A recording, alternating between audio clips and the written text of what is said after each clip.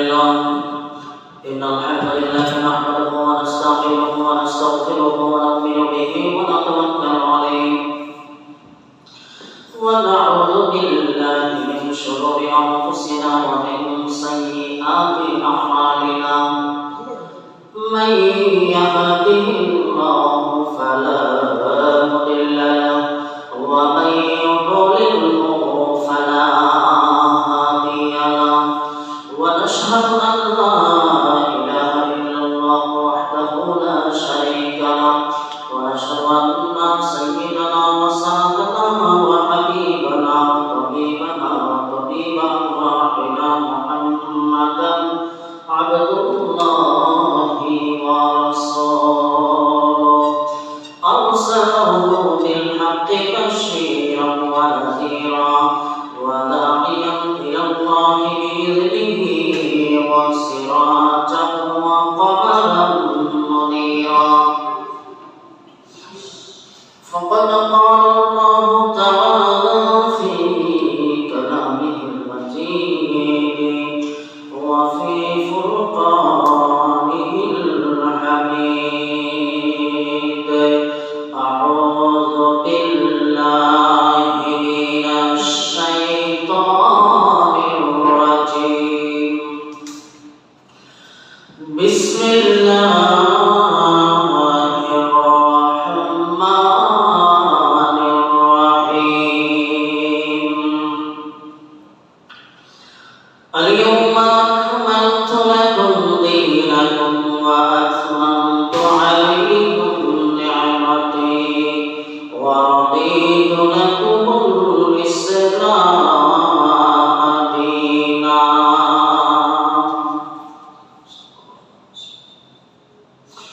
وقال تعالى في شأن حبيبه مخبرا وآمرا إن الله وملائكته يصلون على النبي يا أيها الذين آمنوا صلوا عليه وسلموا تسليما اللهم صل على سيدنا مولانا محمد وعلى آل سيدنا مولانا محمد اللهم صل على سيدنا مولانا محمد وعلى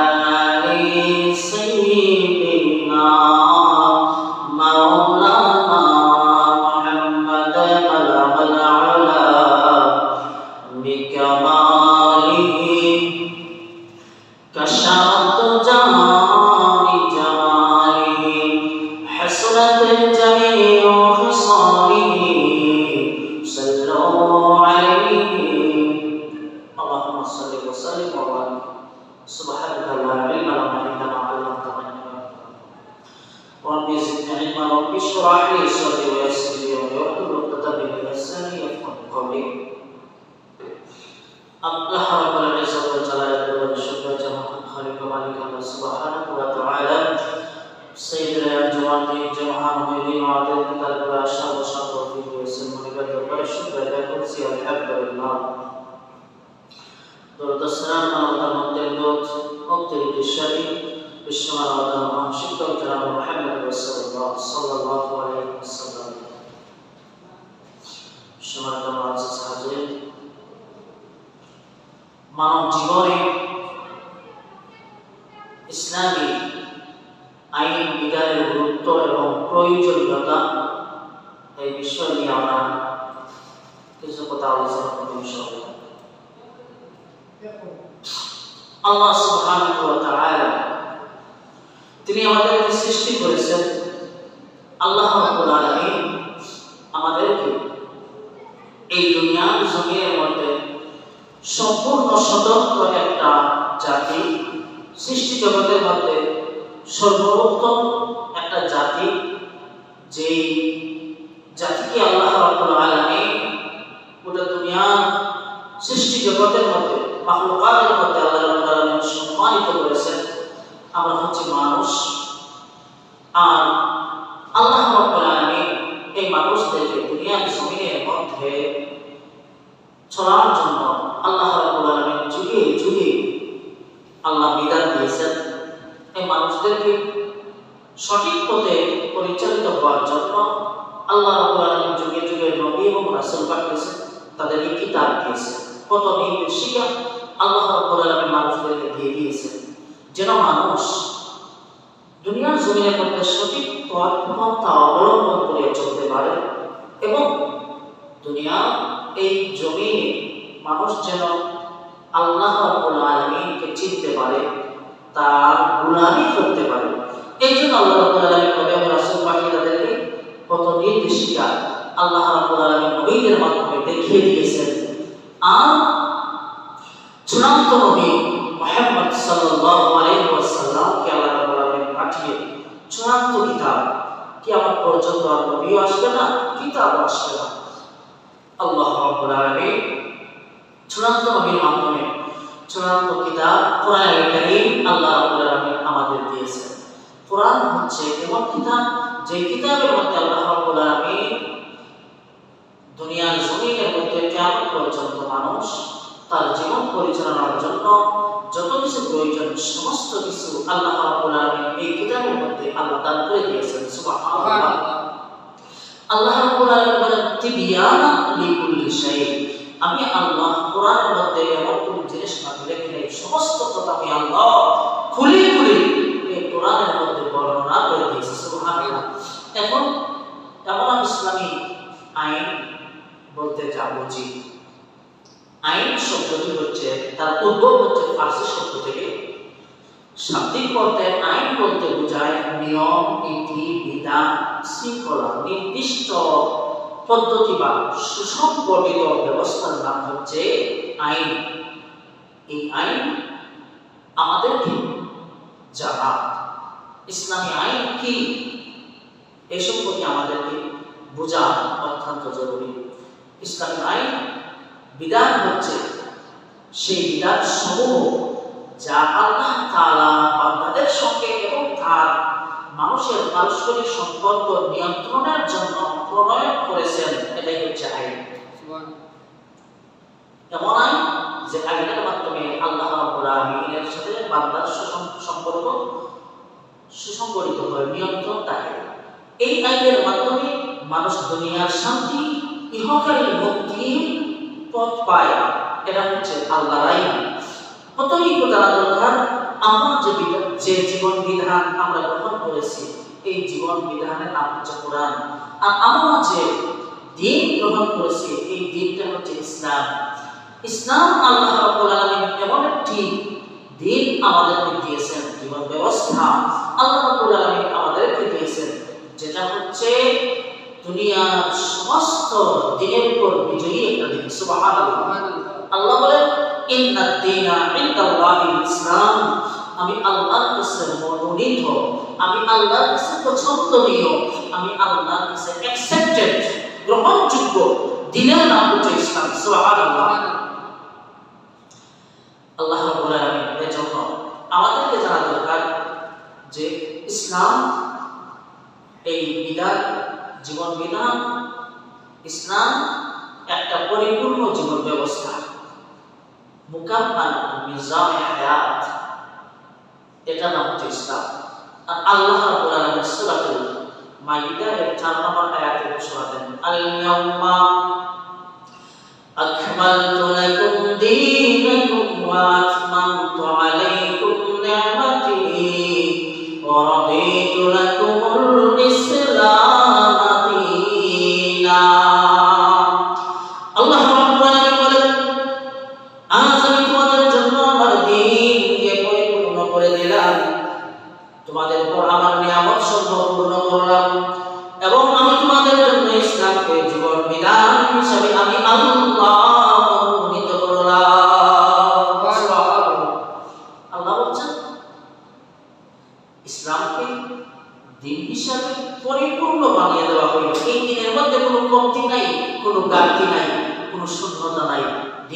পরিপূর্ণ।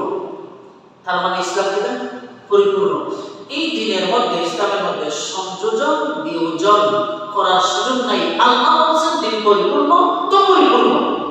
কোন যদি ব্যক্তি বলে ইসলাম পরিপূর্ণ না, ইসলামের মধ্যে কিছু কম আছে, কিছু ঘাটতি আছে, ইসলামের মধ্যে সংযোজন বিয়োজনের প্রয়োজন আছে, ইসলামের এই সেক্টরে আমার জীবনের এই বিষয়ে ইসলামের মধ্যে সমাধান নাই, অসম্পূর্ণ, তাহলে তার ঈমান নাই, তার ঈমান নাই, যে ঈমানদার রাখতে পারে না। আল্লাহ বলছেন দিন পরিপূর্ণ। 2 নম্বর, এই দিনের জন্য আল্লাহ তার নিয়ামত পরিপূর্ণ করে দিয়েছেন। তাহলে যেই দিনের উপর আল্লাহর নিয়ামত পরিপূর্ণ, সেই দিনের নাম কি? ইসলাম। এর নাম ইসলাম। আর আল্লাহ বলছেন আমি তোমাদের জন্য জীবন বিধান হিসাবে ইসলামকে মনোনীত করেছি। তাহলে আল্লাহ প্রদত্ত মনোনীত দিনের নাম কি? ইসলাম। আল্লাহ প্রদত্ত মনোনীত দিন ইসলাম। আসল সময়টা পাওয়া যায়। এবার আল্লাহ নবী রাহমাতুল্লিল আলামিন এর সাহাবী ওমর রাদিয়াল্লাহু তাআলা, দেখেন একবারে ইহুদি ওমর রাদিয়াল্লাহু তাআলাকে বলল, তোমরা কোরআনের এমন একটি আয়াত তেলাওয়াত করো, যদি সে আয়াতটা আমাদের মাঝে নাযিল হইত তাহলে আমরা সেদিনকে ঈদের দিন হিসেবে উদযাপন করতাম। খরে ইহুদি খারে ওমর রাদিয়াল্লাহু তাআলা, তোমরা কোরআনের এমন একটা আয়াত তেলাওয়াত করো, যে আয়াত আমাদের মাঝে নাযিল হইলে আমরা ওই দিনটারে ঈদ বানাইয়া উদযাপন করতাম, আনন্দ করতাম। এমন সময় ওমর রাদিয়াল্লাহু তাআলা বললেন, নিশ্চয়ই আমি জানি সে আয়াত কোনটি এবং তা কখন কোথায় নাযিল হয়েছে, রাসূল সাল্লাল্লাহু আলাইহি ওয়াসাল্লামের উপর নাযিল হয়েছে আমি জানি। তিনি বলেন, সেই দিনটি হচ্ছে আরাফার দিন। আল্লাহর শপথ, আমরা তখন রাসূল সাল্লাল্লাহু আলাইহি ওয়াসাল্লামের সাথে আরাফার ময়দানের মধ্যে ছিলাম। সুবহানাল্লাহ। আর এই আয়াতটা হইল, আল-ইয়াউমা আকমালতু লাকুম দীনাকুম ওয়া আতমামতু আলাইকুম নি'মাতি ওয়া রাদিতু লাকুমুল ইসলাম দীনা। সুবহানাল্লাহ। একটু জিকির করি আমরা, লা ইলাহা ইল্লাল্লাহ, লা ইলাহা ইল্লাল্লাহ, লা ইলাহা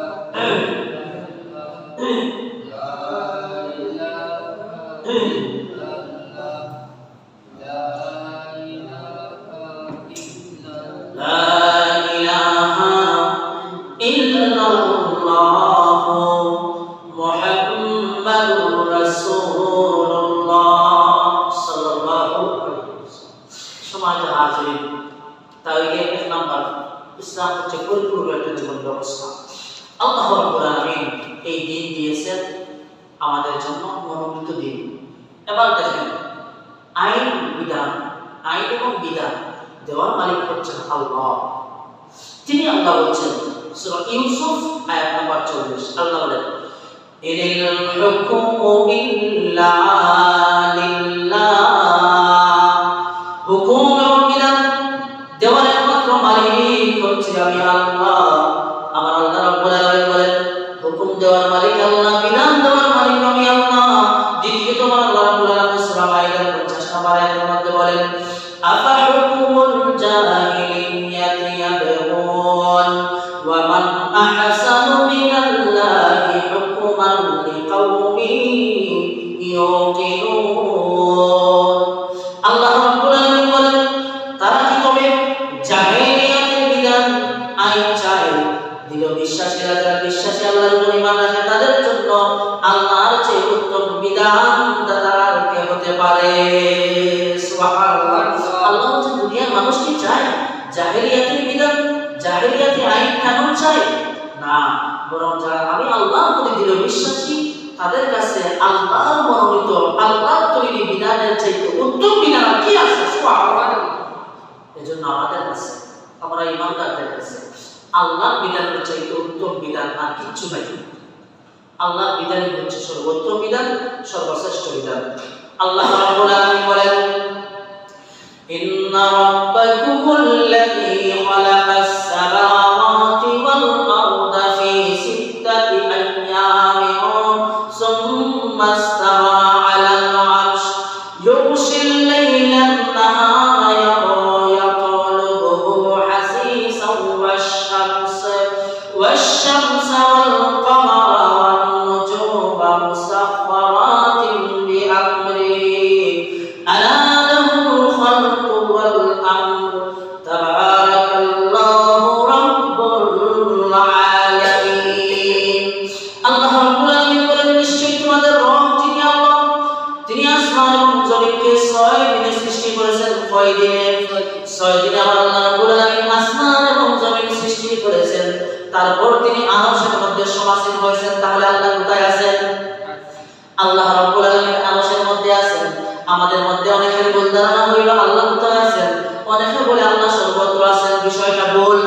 আমার আল্লাহ রাব্বুল আলামিন বলেন, আমি আল্লাহ আরশের মধ্যে সমাসীন। আল্লাহর কোরআন তাই বলতেছে আল্লাহ আরশের মধ্যে সমাসীন। কিন্তু আল্লাহ রাব্বুল আলামিনের ইলম গোটা দুনিয়ার সৃষ্টি জগৎব্যাপী। সুবহানাল্লাহ। আল্লাহ রাব্বুল আলামিন বলেন, তিনি রাত দ্বারা দিনকে আচ্ছাদিত করে দেন, আচ্ছন্ন করে ফেলেন। আমার আল্লাহ রাব্বুল আলামিন বলেন, যা দ্রুত গতিতে দিনের পিছু নিয়ে যায়। আল্লাহ বলেন, সূর্য চন্দ্র নক্ষত্র হচ্ছে আল্লাহর নিদর্শন। জেনে রাখো, সৃষ্টি এবং নির্দেশ আইন কেবলমাত্র আমি আল্লাহ। সুবহানাল্লাহ। আল্লাহ বলেন, জেনে রাখো, সৃষ্টি এবং নির্দেশ আইন আমি আল্লাহ। সৃষ্টি আমি আল্লাহ, আইন আমি আল্লাহ। সুবহানাল্লাহ। আল্লাহ বলেন যে দেখি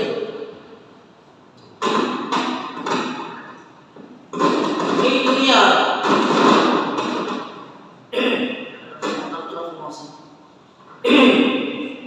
এই দুনিয়ার মধ্যে সৃষ্টি হার,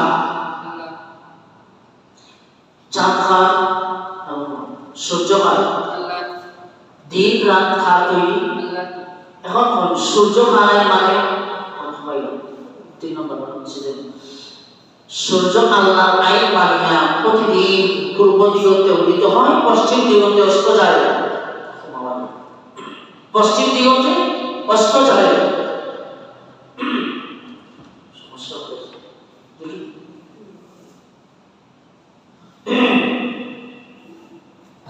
তাহলে চন্দ্র সূর্য এসব আল্লাহ আল্লাহর আইন মানিয়া সৃষ্টি বিশ্ব ব্রহ্মাণ্ড পরিচালিত হয় কিনা? কথা হয় না। সৃষ্টি জগতে কার আইন চলে? আল্লাহর আইন চলে। কোনদিন সূর্য কিটা হইছে নি যে আল্লাহ বলেন পূর্ব দিকে উঠার লাগে, পশ্চিম দিকে ডুবার লাগিয়া? এখন আমি পারতাম না, এখন একটু চেঞ্জ হলে আমার ইচ্ছা হতো।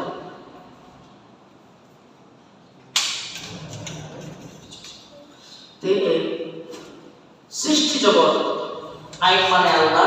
কোনদিন আল্লাহর আইনের বিরুদ্ধে গেছে? এখন আইন সৃষ্টি জগৎ আল্লাহর আইন মানিয়া বিশ্ব ব্রহ্মাণ্ড পরিচালিত হয়। কেউ আল্লাহর আইনের অবাধ্যতা করছে নি? কোনদিন করে নাই। এখন আমরা মানুষ, আমার চক্ষু প্রতি মুহূর্তে পলক দেয়, আমার চোখটা প্রতি মুহূর্তে পলক মারে। এটা আমার ইচ্ছায় না অনিচ্ছায়? কথা হয় না, অনিচ্ছায় মারে। আপনার বইটি আমার পলক মারে, এমনি মারে। একটা যেগুলো খুবই একটা রাত চোখের দিকে ঢুকে যায়, আপনি খেয়াল করছেন না, কিন্তু চোখ টিভি পলক মারে বন্ধ হয়ে যায়। এই যে বিষয়গুলা, এগুলা খার আইন মানে চোখে আপনার নাকে শ্বাস নিঃশ্বাস আপনি চলে, অক্সিজেন গ্রহণ করুন, কার্বন ডাই অক্সাইড ছাড়ে। এই যে বিষয়টা, এই শ্বাস আসা নেওয়া, এটা পরীক্ষা কিন্তু চলে কিনা? আপনি ঘুমাইলে বলতে যায়, ঘুমাইলেও যেহেতু আপনার শ্বাস নিঃশ্বাস চলে, তাহলে এটা আপনার ইচ্ছা না আল্লাহর ইচ্ছা? আল্লাহর ইচ্ছা। আপনার আল্লাহর হুকুম চলে কিনা নাকের মধ্যে, আপনার চোখের মধ্যে। আমার চোখের মধ্যে বিভিন্ন ধরনের ধুলাবালি প্রবেশ করে চোখ পরিষ্কার করার জন্য কোন ধরনের মেডিসিন, কোন ধরনের ল্যাবরেটরি এখনো আবিষ্কার হয়েছে না। যা হয়েছে চিকিৎসা হয়েছে, কিন্তু চোখের প্রতি মুহূর্তে পরিষ্কার করা লাগিয়া মেডিসিন দরকার। এটা কি কইতাম? আল্লাহ বলেন চোখের মধ্যে একটা পানি দিছি, এই পানি চোখের পাতার পলক মারা মুহূর্তে মুহূর্তে আমি আল্লাহ প্রতি মুহূর্তে চোখটাকে ক্লিন পরিষ্কার করিয়া দেই। সুবহানাল্লাহ। এটা আল্লাহর বিধান। কান দিয়ে শ্রবণ করি, শুনি, এটা আল্লাহর বিধান। আমার হার্ট প্রতি মুহূর্তে স্পন্দিত হয়, এটা আমার আল্লাহর বিধান। আমি অক্সিজেন গ্রহণ করি, কোনদিন আমি বলি আমি অক্সিজেন ছাড়বো, কার্বন ডাই অক্সাইড গ্রহণ করব, এটা সম্ভব না, যেহেতু এটা আল্লাহর বিধান। এখন কই আপনার মুখের মধ্যে দাঁত আছে, সাথে একটা জিহ্বা আছে, জিহ্বা 10,000 টেস্ট গ্রহণ করতে পারে, নরম একটা জিহ্বা। দাঁতের মধ্যে কোনো জিনিস ঢুকলে আপনার ইচ্ছা লাগে না, খোয়া লাগে না, দাঁতে গিয়ে ঠেলাইয়া আসবে, দাঁতে গিয়ে জিহ্বা ঠেলাইয়া আপনি দাঁত থেকে ওটা বার করে কিনা? তার নিয়ম, এটা আল্লাহ রাব্বুল আলামিন বলেছেন তোর কাজই ওটা। সেই উপরে আমি আমার বডির মধ্যে, আমার শরীরের মধ্যে বিধান চলে খান আল্লাহ। অন্ধকার রাত্রে আপনি রাস্তা দিয়ে হাঁটার সময় হঠাৎ করে একটা শব্দ পাইলাম, কানের মধ্যে আসছে, লাইটটা মারার সাথে সাথে অন্ধকার রাত দেখি সাপ দেখা যায়। এই সাপ দেখা যায়, দেখছি মাত্র, দেখার সাথে সাথে তখন দেখেন চোখ দেখার কাজ করছে। চোখ কিনা করছে? দেখার কাজ করছে শুধুমাত্র। এই চোখের দেখার কাজটা সাথে সাথে আপনার মাথার পিছনে একটা সেন্টার আছে, সেখানে চলে গেছে। সেখানে যাওয়ার পরে আপনাদের ডিসিশন দিছে, কিতা দিছে? এই মুহূর্তে লাঠি হাতে নেও, নাইলে রিটার্নের পানি পায়ে দৌড় মারো। সিদ্ধান্ত দুইটা দিছে। কত সময় লাগছে? আর কি হয়েছে? সেকেন্ড তো লাগছে না। হ্যাঁ, এই সিদ্ধান্ত আপনার মাথার মাঝে ব্রেইনের মধ্যে যাইতে সেকেন্ড লাগছে। এক ন্যানো সেকেন্ডের ভিতরে আপনার এই সিদ্ধান্ত দিয়ে দিছে। এই যে কাজগুলা, এটা কার বিধান অনুযায়ী হয়েছে? আল্লাহর নিয়ম অনুযায়ী হয়েছে। তাহলে সৃষ্টি জগৎ থেকে নিয়ে আমার শরীর পর্যন্ত ওই আল্লাহর বিধান, আল্লাহর আইনে চলে। এখন আমি মানুষ যখন আমার পরিবার, আমার সমাজ, আমার রাষ্ট্র, আমার ব্যক্তি জীবন, পরিবার জীবন, সমাজ জীবন, সাংস্কৃতিক জীবন, রাজনৈতিক জীবনে আসলাম, তখন আমি বলি না, এখন আমি আল্লাহর আইন মানতে পারবো না। আল্লাহর আইনের মধ্যে কল্যাণ নাই, আল্লাহর আইন মানা যাবে না। আল্লাহর দ্বীনের মধ্যে, আল্লাহর বিধানের মধ্যে, ইসলামের মধ্যে কমতি আছে, অসম্পূর্ণতা আছে। সুতরাং এজন্য আমি আমার দ্বীনের, আমার জীবনের এই বিস্তীর্ণ অঙ্গনে আমি কার্ল মার্কস, লেনিন, মাও সেতুং, কমিউনিজম, সমাজতন্ত্র, ধর্মনিরপেক্ষ মতবাদ, এই সমস্ত কিছু তন্ত্রমন্ত্র দিয়ে আমার জীবন চালাইতে চাই। এখন আমি আল্লাহর আইনের প্রয়োজন নাই। আমি আল্লাহর শুকরগুজার বান্দা হইলাম না, নাফরমান হইলাম। কথা বলেন, ওর হই না কেন? আপনি শুকরগুজার না নাফরমান? জোর হয় না। এত সময় কি অবস্থা? সৃষ্টি জগৎ থেকে নিয়ে আমার শরীর পর্যন্ত আল্লাহর বিধান মানে, কিন্তু আমার ব্যক্তি ইচ্ছার যখন সিদ্ধান্ত হইল, আমার ইচ্ছার সিদ্ধান্ত হইল, তখন কি তাহলে আমি উল্টা চললাম। তখন কি আমি আল্লাহর শুকরগুজার বান্দা হইতে পারছি? হইতে পারলাম না। নাফরমান হইলাম, তার মানে আমার ঈমানটাই দুর্বল। এই জন্য আল্লাহ রাব্বুল আলামিন ঘোষণা দেন, আলা লাহুল খালকু ওয়াল আমর। সাবধান দুনিয়া মানুষ, জেনে নাও একটা কথা, সেই সিদ্ধান্তটা আল্লাহ রাব্বুল আলামিন জানায় দিলেন, সাবধান, এই গোটা বিশ্ব ব্রহ্মাণ্ড সৃষ্টি জগৎ আমি আল্লাহ, আমি সৃষ্টি জগতের বিধান আইন চলবে আমি আল্লাহ। দুই নাম্বার, আল্লাহর বিধান মানার মধ্যে কল্যাণ আছে না নাই? আছে। এখন কই মোবাইলে কিনা দিলে মোবাইল কোম্পানি একটা ক্যাটালগ দেয়, গাইডবুক অথবা গাইডলাইন্স দেয়, যে এই বইয়ের মধ্যে লেখা আছে এই মোবাইলটা কেমনে চালাইলে সুন্দর মতো চলবে, কোথায় টিপা দিলে কোন যাইব, পাড়া দিলে খাটবো, কোন কিতা আছে, মানে সব কিছু লেখা থাকেনি থাকে। এখন কোম্পানি, একটা কোম্পানির থেকে একটা মোবাইল কিনলাম, স্যামসাং কিনিয়া মোবাইল আনলাম, আর আমি গেলাম এখন ভিভো কোম্পানির গাইডলাইন আনলাম, আর একটা মোবাইলের গাইডলাইন আনিয়া আমি এখন চালাইতে চাইলাম কিনা স্যামসাং চালাইলাম, এখন কিতা ওই রকম ওই মোবাইলটা আরেকটা গাইডলাইন দিয়ে চলবনি, আমি সন্তান সব অবশ্যই থাকবো। আমি আল্লাহ রাব্বুল আলামিনের সৃষ্টি করছেন কে? আমারে আল্লাহ রাব্বুল আলামিন সৃষ্টি করছেন, সৃষ্টি করিয়া আমার জীবন পরিচালনার জন্য গাইডলাইন্স আল্লাহ রাব্বুল আলামিন একটা বিধান কোরআন দিলেন। কোরআন দিয়া বললেন তুই কেমনে পৃথিবীতে চলবে এটা আমি এই কিতাবের মধ্যে দিয়া দিলাম। যদি এই অনুযায়ী জীবনটা চালাস তাহলে সুন্দর মতো তোর জীবন চলবো। আমি কইলাম কিটা এই গাইডলাইন তোর হাত নাই, আমি এখন নতুন আরেকটা নিয়ে আমার জীবনটা আমি চালাইতে চাইলাম। এই যে সমস্যাটা এখানে তৈরি হয়েছে আমাদের জীবনের মধ্যে, এই দুনিয়ার জীবনে আমাদের যত বিপদ মুসিবত হত্যা রাহাজানি জিজ্ঞাসা যা আছে এই সব কিছু মূল কারণ হইল আমি পরিচালিত হওয়ার গাইডলাইন্স বা গাইডবুক যাই বলেন এই বিধানটা আল্লাহ যা দিয়েছেন এটাকে আমি গ্রহণ না করিয়া আমি নতুন পথ অবলম্বন করতে যখনই গেছি আমার জীবনের সমস্যা শুরু হয়ে গেছে। আমার সৃষ্টি করেছেন আল্লাহ, কিভাবে পরিচালিত হইলে আমি সুন্দরভাবে পৃথিবীতে চলতে পারবো এটা ভালো জানেন কে? আমার প্রয়োজন চাহিদা আগে যিনি পূরণ করে দেন তিনি কে? আল্লাহ রাব্বুল আলামিন। এই জন্য ইসলামী জীবন বিধান আল্লাহর বিধান জীবনে যদি মানতে পারি তাহলে আমাদের জন্য কল্যাণ রয়েছে। সম্মানিত হাজিরিন আসুন, আল্লাহর বিধান আমি মানলাম। আল্লাহর বিধান হচ্ছে একটা, আল্লাহ বলেছেন নামাজটা 5 ওয়াক্ত পড়ো। ও আমার ভাই, আল্লাহর হুকুম আল্লাহর বিধান এটা হচ্ছে নামাজ পড়বা ইমানদার। এই জন্য দেখি আমরা যে সমস্ত মানুষ 5 ওয়াক্ত নামাজ পড়ে, এক নাম্বার এই মানুষগুলোর শারীরিক স্বাস্থ্যটা অত্যন্ত ভালো থাকে, শারীরিক ব্যায়াম হয়। 2 নাম্বার যে মানুষগুলো নামাজ পড়ে ওই মানুষগুলো সদা সর্বদা পূত পবিত্র থাকে। 3 নাম্বার যে মানুষগুলো নামাজ পড়ে ওই মানুষগুলোর মন সবসময় প্রশান্ত থাকে। 4 নাম্বার যে মানুষ নামাজ পড়ে আল্লাহর বিধান মানে মসজিদের মধ্যে মানুষগুলো যখন হাজির হয়ে গেল,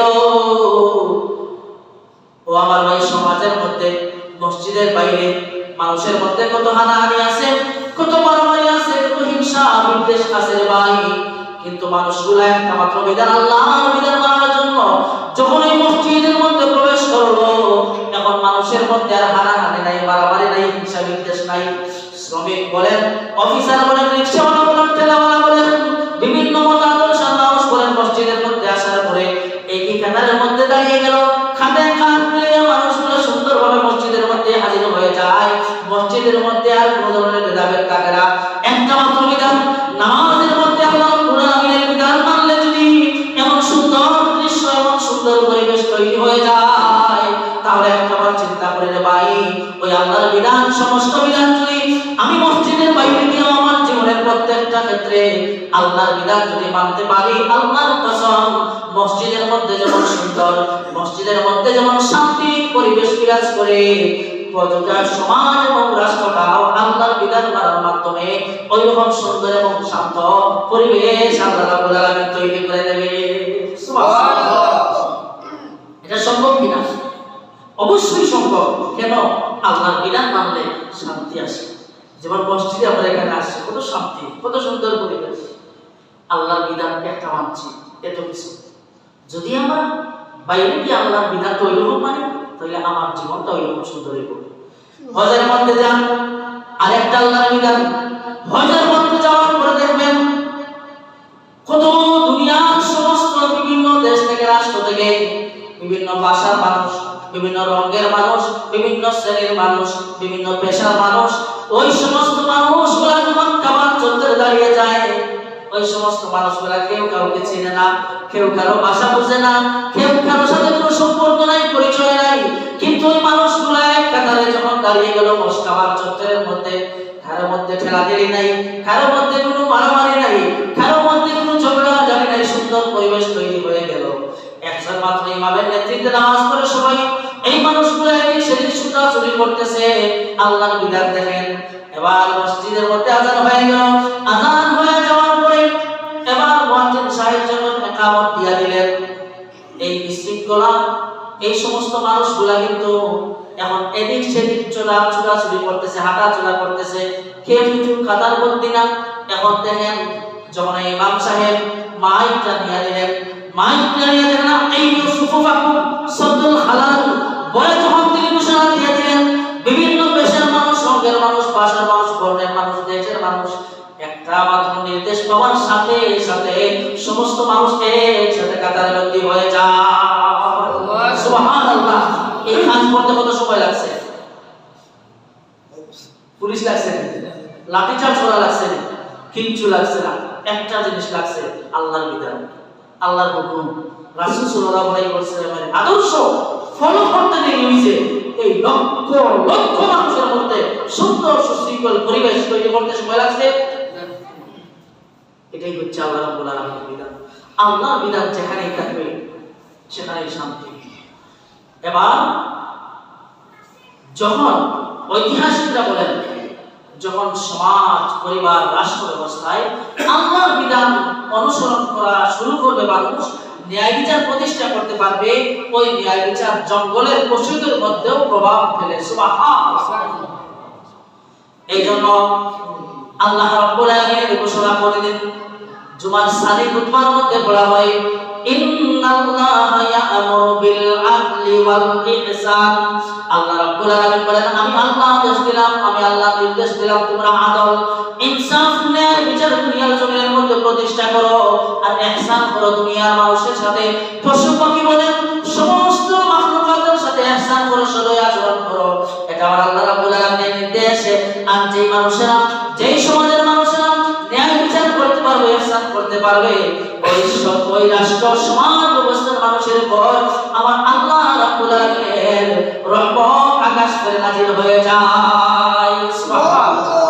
এটাই হচ্ছে আল্লাহর আদেশ। যদি ন্যায় বিচার প্রতিষ্ঠিত হয় তাহলে সমাজ, রাষ্ট্র ব্যবস্থার মধ্যে কল্যাণ প্রতিষ্ঠিত হয়। আল্লাহ রাব্বুল আলামিন বলেন, এই জন্য আমার বিধান অনুসরণ করো, আমার বিধান অনুসরণ করো। যেখানে মানুষ প্রতিষ্ঠা করতে পারবে সেখানে আমি আল্লাহ রাব্বুল আলামিন সুশৃঙ্খল এবং নিয়ামতপূর্ণ পরিবেশ আমি আল্লাহ তৈরি করে দেব। আমাদের রাষ্ট্র, দুনিয়া, সমাজ, দুনিয়ার রাষ্ট্র ব্যবস্থার মধ্যে আজও পর্যন্ত ইনসাফ প্রতিষ্ঠিত হতে পারে নাই, শান্তি প্রতিষ্ঠা করতে আজও পর্যন্ত কেউ পারে নাই। তার কারণ হইল দুনিয়ার মানুষ তো আল্লাহর বিধান মানে না, আল্লাহর বিধান অনুসরণ করতে চায় না। দুনিয়ার মানুষ চুরি বন্ধ করার জন্য কত ধরনের আইন তৈরি করলো, বিধান তৈরি করলো, কিন্তু আজ পর্যন্ত চুরি বন্ধ করতে পারলো না। জিনা বন্ধ করার জন্য, ব্যভিচার বন্ধ করার জন্য আইন তৈরি করলো, কিন্তু জিনা ব্যভিচার বন্ধ হয় নাই, চিজ বন্ধ হয় নাই। দুনিয়ার জমিনের মধ্যে হানাহানি, রক্তপাত বন্ধ করার জন্য কত জেল জুলুম আইন তৈরি করা হইল, কিন্তু আজও পর্যন্ত জেল জুলুম দিয়া, আইন দিয়া, বিধান দিয়া হানাহানি, রক্তপাত এই সমস্ত কিছু বন্ধ করা সম্ভব হয় নাই। কিন্তু দেখেন ইসলামের ইতিহাস তালাশ করিয়া আল্লাহ রাসূল সাল্লাল্লাহু আলাইহি ওয়াসাল্লামের পরে সেখান থেকে নিয়া খোলাফায়ে রাশিদার 30 বছরের জীবন আপনি ভালো করে স্টাডি করেন, আপনি ভালো করে দেখেন। কেবলমাত্র আল্লাহ রাব্বুল আলামিনের বিধান মানার কারণে, আল্লাহ রাব্বুল আলামিনের বিধান রাষ্ট্র সমাজ ব্যবস্থা প্রতিষ্ঠিত করার কারণে ওই সমস্ত সমাজে দর্শন, চুরি, ইফটিজিং বলেন, আর হত্যা, হানাহানি, মারামারি, রক্তপাত বলেন, এই সমস্ত কিছু তো হয়ই নাই।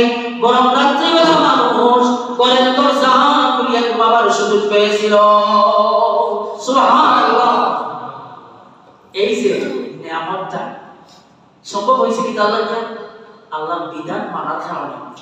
আমিরুল মুমিনিন ওমর রাদিয়াল্লাহু তাআলা আনহু এমন মানুষ, ইনসাফ কায়েম করেছিলেন এমন ভাবে, তিনি বলেন, ফুরাতের কূলে একটা কুকুর যদি পানির পিপাসায় ক্ষুধার্ত হয়ে মারা যায়, কিয়ামতের দিন আমি ওমরকে তার জন্য আল্লাহর কাঠগড়ায় আসামের কাতারে দাঁড়াতে হবে।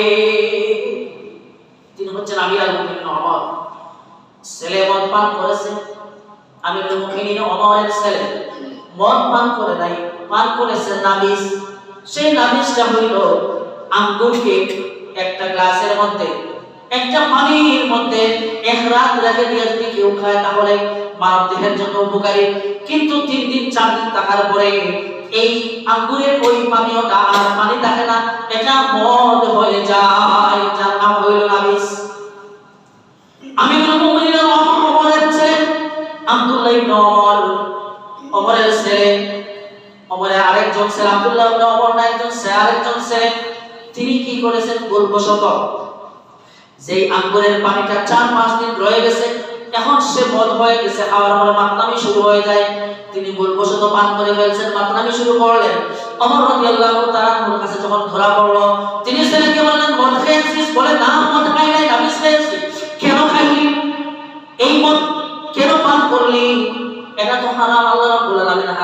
দিয়েছেন। এখন মদ পান করলে আল্লাহর বিধান আছে না নাই? আল্লাহর শাস্তি আছে না নাই? এবার আমিরুল মুমিনিন বলেন আমি ছাড় দিতে পারবো না। ছেলে হইলে কি হবে, তোমাকে ছাড় দেওয়া হবে না। মসজিদে নববীর খুঁটির সাথে বেঁধে ফেললেন, নামাজের পরে ঘোষণা দিলেন মুসল্লিয়ানে কেরাম নামাজের পরে আপনারা সবাই উপস্থিত থাকবেন, একটা বিচার আছে।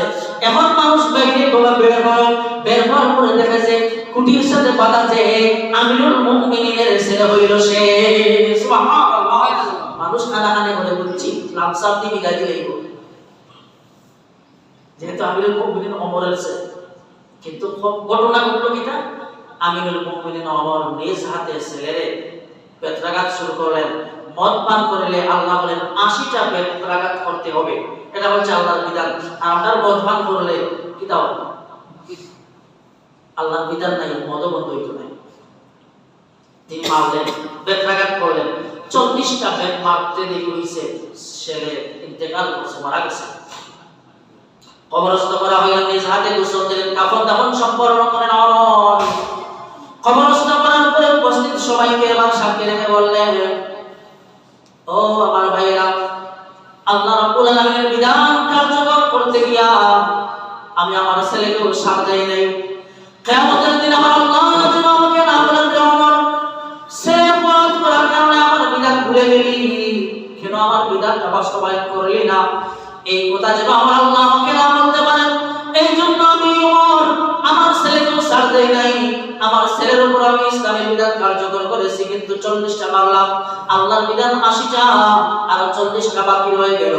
এবার ওমর রাদিয়াল্লাহু তাআলা জল্লাদকে হুকুম দিলেন, রে জল্লাদ, বেতটা নিয়ে আবার আমার ছেলের কবরের উপর বাকি 40টা বেত কবরের উপর মেরে দাও। সুবহানাল্লাহ। বাকি 40টা বেত কবরের উপর মারা হচ্ছে, তারপর ছেলেকে ছাড় দেন নাই। এটা হচ্ছে আল্লাহর বিধান।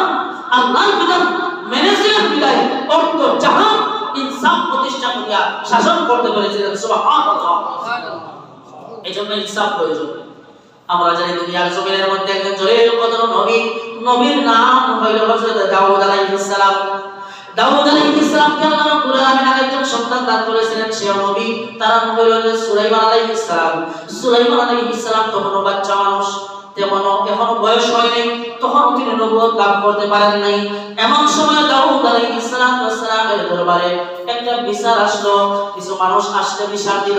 বিচারটা হইল বাদশাহর দরবারে, দাউদ আলাইহিস সালামের দরবারে তারা বিচার দিল।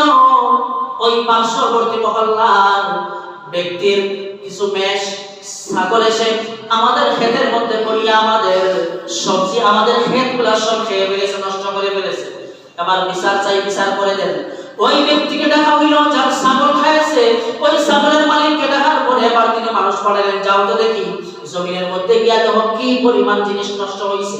মানুষ কেন গোয়েন্দা গেল, তারা যাওয়ার পরে আবার রিপোর্ট দিল হযরত দাউদ আলাইহিস সালামের কাছে, ও আল্লাহর নবী, যেই পরিমাণ ক্ষেত নষ্ট হয়েছে ওই পরিমাণ ক্ষেত এখন ওই ব্যক্তির যে পরিমাণ ছাগল আছে ওই ছাগলগুলা যদি ওই ক্ষেতের মালিককে দিয়ে দেওয়া হয় তাহলে বিচারটা সমান সমান হয়ে যায়। তখন তিনি বিচার করলেন, ঠিক আছে। ছাগলের মালিককে বললেন, তোমার ছাগল যেহেতু বেড়া ক্ষেত নষ্ট করছে, তোমার ছাগলটা দিয়ে দাও, বিনিময়ে দিয়ে দাও। বিচার হয়ে গেছে না?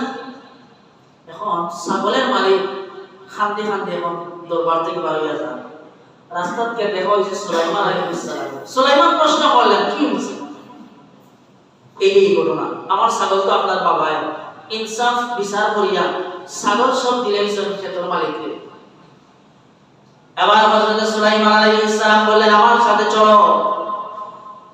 দুই পার্টি থেকে এবার আমার বাবার দরবারে গেলেন। আমার বাবা, আপনি যে বিচার করেছেন নিঃসন্দেহে আপনি ইনসাফ করেছেন, কিন্তু আমার বাবা, আমার কাছে আরো বিকল্প আরেকটা ব্যবস্থা, আরেকটা জিনিস আছে। যদি সেটা আপনি প্রয়োগ করতে পারেন তাহলে কেউ ঠকবে না, কেউ নিরাশ হবে না, উভয়ের জন্য ইনসাফ হবে। এবার দাউদ বললেন, বাবারে বলো তোমার কাছে কি যুক্তি আছে, এবার বলো তো দেখি। সুলাইমান আলাইহিস সালাম এবার বললেন, ইনসাফ কায়েম করলেন। তিনি বলেন, আমার বাবা, এবার আপনি একটা কাজ করেন, ছাগলের মালিকের ছাগলগুলো এবার সবজির মালিক যারা আছে তাদের কাছে দিয়া দেন। আর ছাগলের মালিককে বলেন ওই জায়গার মধ্যে আবার নতুন করিয়া শস্য ফলাইতে পরিচর্যা করার জন্য বলেন। যখন ক্ষেতের ফসলগুলা ক্ষেতের ওই সমস্ত ফসলগুলা যখন পূর্বের ন্যায় আবার যখন চলে আসবে ওই পর্যন্ত ছাগলের মালিক ওই জমিনের মধ্যে চাষাবাদ করবে আর ক্ষেতের মালিকগুলা ব্যক্তির ছাগলগুলা নিয়ে তারা দুধ দহন করিয়া দুধ পেয়ে উপকার লাভ করবে। তারপরে যখন ক্ষেতগুলা ফসলগুলা পূর্বের জায়গায় ফিরে যাবে ওই জায়গার মালিকগুলাকে তাদের ফসলি জমি তাদের কাছে ফিরিয়ে দেবে আর ছাগলের মালিককে তার ছাগলটা আবার ফিরিয়ে দেবে। সুবহানাল্লাহ। উভয় খুশি নাকি? তাইলে কেউ লুস্কা হইতে নাই। ছাগলের মালিক আবার ছাগল ফিরিয়ে পাইব, তার আবার জীবিকা নির্বাহ করতে পারবো। আর ফসলের মালিকগুলা আবার তার পূর্বের ন্যায় ফসল পাইলেইল, জায়গা পাইলেইল, কেউ আর চললো না। ইনসাফ ঠিক আছে? কি সুন্দর ইনসাফ করলাম। এইরকম ইনসাফ আল্লাহ বলেন আদল ন্যায় বিচার, এই ইনসাফ প্রতিষ্ঠা করতে আমি আল্লাহ রাব্বুল আলামিন তোমাদেরকে ওয়াদা করেছি। হযরত সুলাইমান আলাইহিস সালাতু ওয়াস সালাম এমন একজন মানুষ, আল্লাহ রাব্বুল আলামিন বলে আমি সুলাইমানকে ন্যায় বিচার করার যে দক্ষতা জ্ঞান আমি আল্লাহ রাব্বুল আলামিন সুলাইমানকে দান করেছি।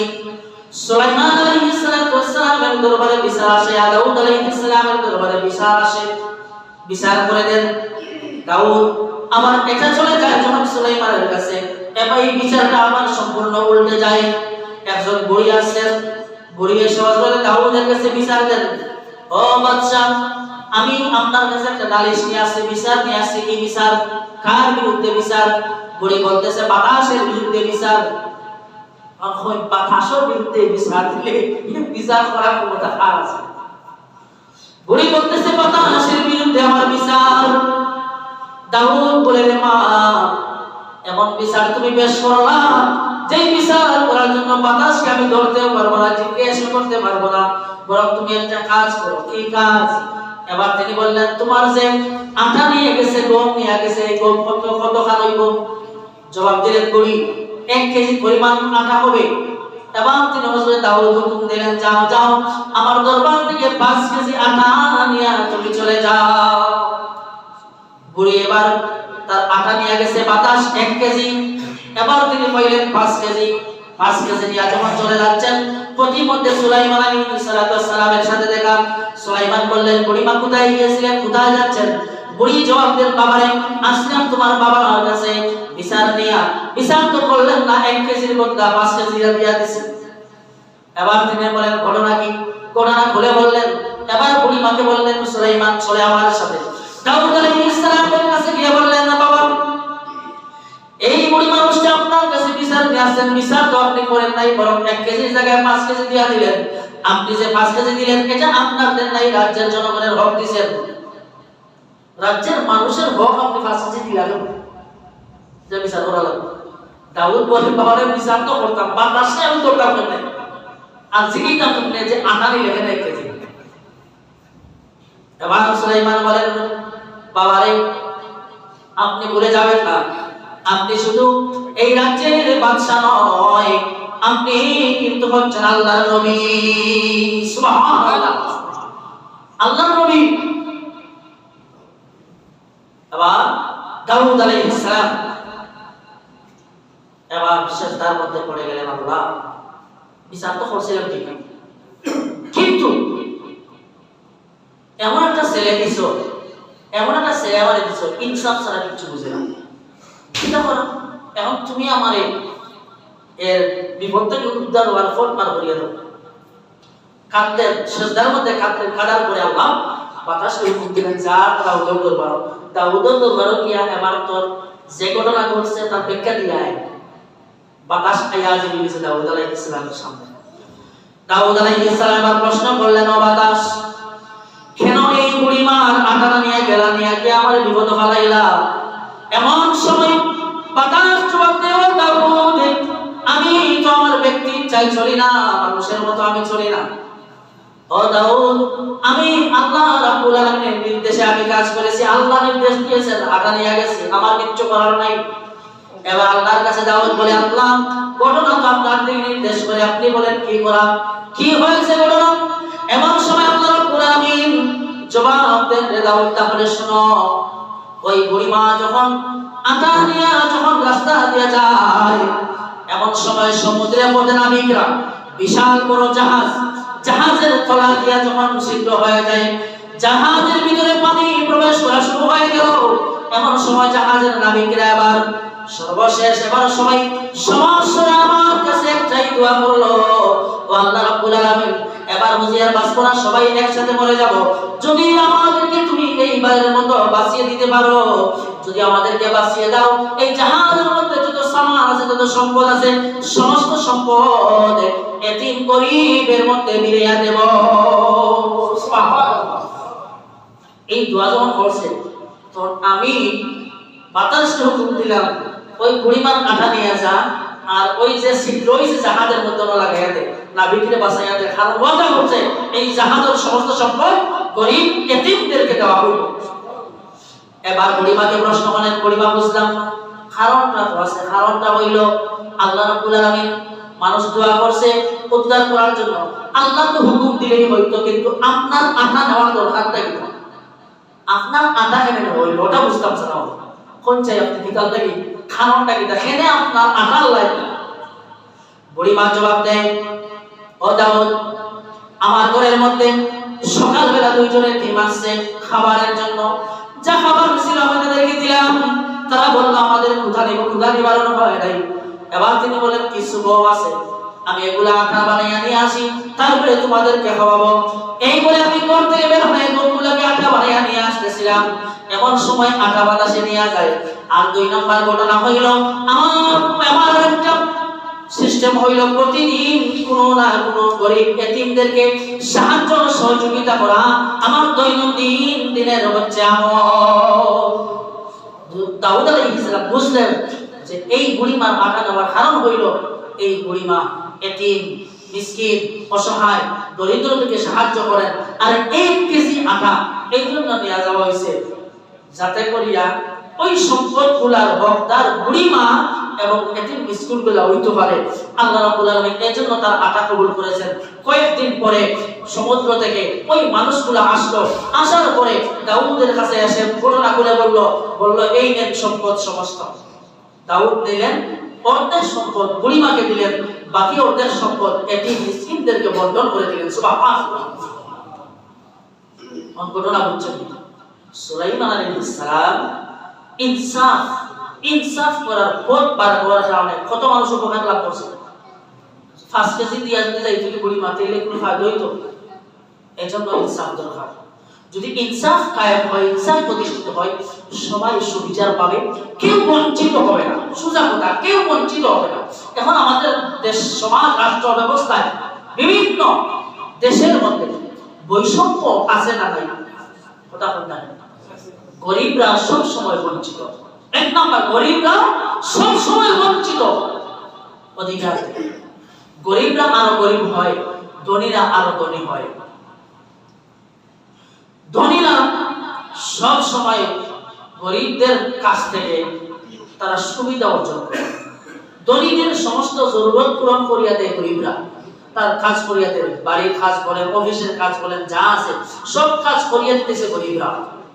তার সমস্ত জরুরত পূরণ করতেছে গরিবরা। কল কারখানার শ্রমিকরা, গরিবরা কাজ করিয়া কারখানার মালিকগুলোকে 1000 কোটি টাকার মালিক বানায়, মাস শেষে তারাই বেতনের দিকে বঞ্চিত হয়, রাস্তায় নেমে আন্দোলন করা লাগে। ঠিক না বেটি? গরিবের কাছ থেকে সুবিধা নেওয়া হয়, কিন্তু গরিবরা আবার দেখা যায় বঞ্চিত হয়, আর ধনীরা আরো টাকার মালিক হয়। রাষ্ট্রীয় যন্ত্রের কাছে যান, রাষ্ট্রীয়ভাবে অফিসে যান, আদালতে যান, ব্যাংকে যান, যেখানেই যান, ধনীরা, টাকাওয়ালারা ব্যাংকে বলেন, অফিসে বলেন, যেখানেই বলেন, সেখানে গিয়ে ধনীরাই সুবিধা পায়। লাইনে দাঁড়ানো লাগে না, মাসের পর মাস তার ফাইল আটকা থাকে না, ঠিকই তার ফাইলটা কোট করে বেরিয়ে আসে, তার কাজটা উঠাস করে হয়ে যায়। একজন গরিব মানুষ অফিসের মধ্যে যাওয়ার পরে তার কাজটা হইতেছে গেলে 3 বছর, 2 বছর, 6 মাস, 8 মাস সময় লাগে। কেন? মাল নাই, মাল জানতে পারে না, এই জন্য তার কাজও হয় না। এই গরিবরাই বঞ্চিত হইতেছে। ঠিক না বেটি? সব থেকে গরিবরাই অবহেলিত কেন হইতেছে? ইনসাফ নাই, ন্যায় বিচার প্রতিষ্ঠিত থাকলে পরে কোটিপতি মানুষ যেই সেবাটা সরকারি সেক্টর থেকে পাইত, রিকশাওয়ালা ঠিক সেই পরিষেবা ওই সরকারি সেক্টর থেকে পাইতো, ঠিক না বেঠিক ভাই? ইনসাফ প্রতিষ্ঠিত হইলে এটা হইতো। এজন্য ইনসাফ প্রয়োজন, আল্লাহর বিধান প্রয়োজন। আজকে আমরা বিভিন্ন সমস্যায় জর্জরিত, শেষ নাই। বলতে গেলে কয়টা বলবেন? আপনার কাছে গেলে যদি অসুবিধার কথা বলি, আপনার দেখবেন 1000টা আছে। আরেকজনের কাছে গেলে সে 1500 অভিযোগ দেবে, আরেকজনের কাছে গেলে 3000 অভিযোগ দেবে। অভিযোগের শেষ নাই। কেন? ইনসাফ নাই। ইনসাফ প্রতিষ্ঠিত থাকলেই পরে ভাই সবাই সমানভাবে তার অধিকার ফিরে পাবে। আমরা যে সমস্যা সম্মুখীন এখন বর্তমানে আতঙ্কিত, দুনিয়ার মানুষ আতঙ্কের মধ্যে আছে। তার ব্যক্তি জীবনে নিরাপত্তা নাই, তার পরিবারের নিরাপত্তা নাই, তার হক সঠিক মতো সে পাইতেছে না। সারা বছর 30 বছর 40 বছর চাকরি করার পরে পেনশনের টাকা আনার লাগিয়া এই বেচারা পেনশনের টাকা পাইতে পারে না। এর আগে খবর নাই না, কথা বলতে পেনশনের টাকা যদি পাওয়া লাগে 10 লাখ 15 লাখ 20 লাখ পাইতে হইল, এর আগে 5 লাখ খরচ করা লাগবে আগে, এরপরে বাকি টাকা নিয়ে অ্যাকাউন্টে ঢুকবো। আমাদের অবস্থা ইনসাফের হালত না। অপরাধ করে অপরাধীরা আর সাজা কাটে ভুক্তভোগী, ঠিক না বেঠিক? ভাই অপরাধ করতে একজন অপরাধী বুক ফুলাইয়া ময়দানে আঠে, আর ভুক্তভোগী উল্টা বছরের পর বছর কোর্টের বারান্দায় হাঁটতে হাঁটতে স্যান্ডেল ছিঁড়ে আর জায়গা গেছে।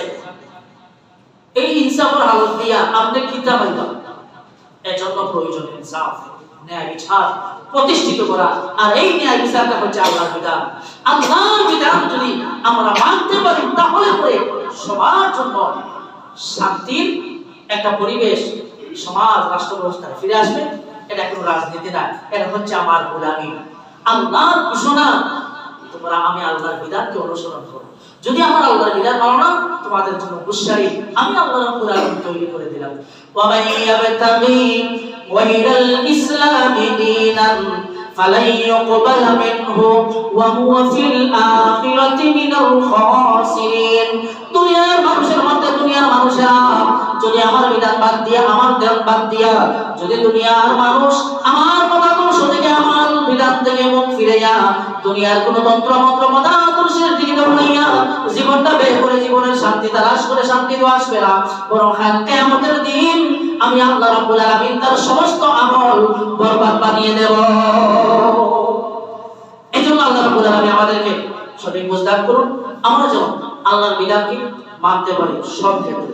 আল্লাহর বিধান মানবে না, নামাজে না, রোজায় না, হজে না, সমস্ত ক্ষেত্রে আল্লাহর বিধানকে অনুসরণ করা মানা আমাদের ঈমানি দায়িত্ব। আল্লাহ যেন আমাদের তৌফিক দান করেন। আমিন। ওয়া আখিরু দাওয়ানা আলহামদুলিল্লাহি রাব্বিল আলামিন। সাল্লাল্লাহু আলাইহি ওয়াসাল্লাম।